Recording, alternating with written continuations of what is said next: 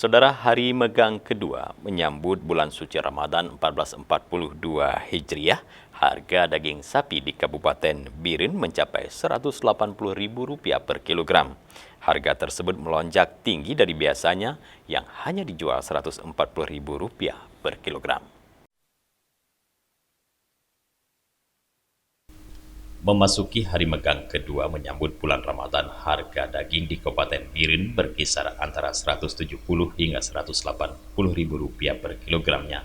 Kenaikan harga tersebut terjadi sejak 2 hari sebelum hari megang. Menurut pedagang, kenaikan harga tersebut sudah lazim terjadi pada hari-hari megang. Seperti megang tahun lalu, harga daging di sejumlah pasar daging musiman berkisar antara Rp160.000 hingga Rp170.000 per kilogram. Rusdi, salah satu pedagang, mengatakan harga daging di hari megang kedua ini masih normal seperti hari-hari megang tahun lalu. Menurutnya, tingginya harga daging di sejumlah pasar musiman pada saat megang di Kabupaten Biren lantaran para pedagang tidak memasok daging dari luar daerah.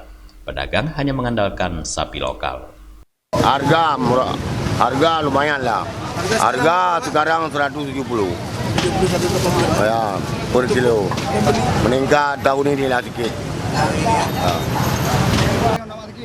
Kenaikan harga daging saat hari megang tidak menyurutkan semangat para pembeli seperti yang dialami Yanda.